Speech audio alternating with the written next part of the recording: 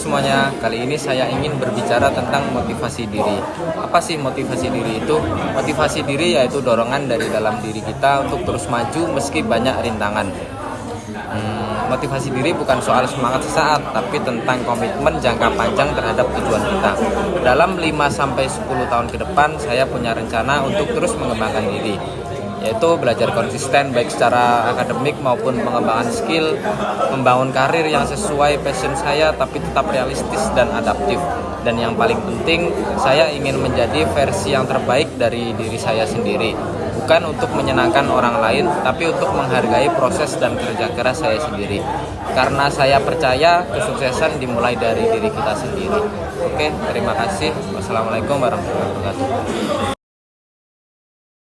Dalam topik kali ini saya akan menjelaskan secara ringkas tentang komunikasi dan presentasi efektif. Komunikasi efektif merupakan penyampaian pesan secara jelas, tepat, dan mudah dipahami, sedangkan presentasi efektif merupakan penyampaian informasi secara terstruktur dan menarik yang dapat dipahami oleh audiens. Jadi, komunikasi dan presentasi efektif tidak hanya soal berbicara, tetapi tentang menyampaikan pesan dengan cara dipahami, diterima, dan diingat oleh audiens. Lalu, rencana saya dalam 5-10 tahun kemudian dalam topik komunikasi dan presentasi efektif adalah: pertama, dalam waktu 5 tahun, saya akan meningkatkan diri dalam pelatihan public speaking saya dan menjadi seorang content creator yang edukatif bagi orang lain.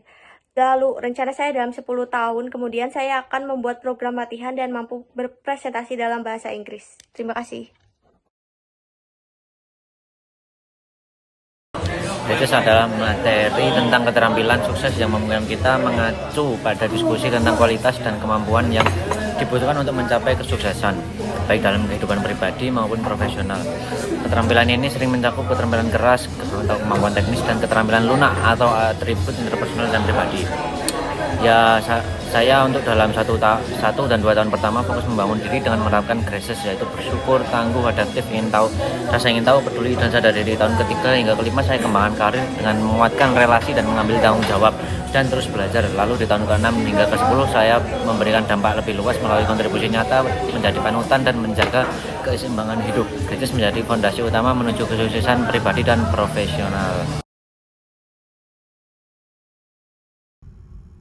Topik keempat yaitu adalah kemampuan berdiskusi. Kemampuan berdiskusi adalah keterampilan untuk saling bertukar pendapat, mendengar, dan menyampaikan ide dengan baik agar mencapai pemahaman dan kesepakatan bersama. Saya dalam 5-10 tahun ke depan berencana untuk terus mengasah keterampilan diskusi sebagai fondasi karir dan pertumbuhan pribadi, yaitu dengan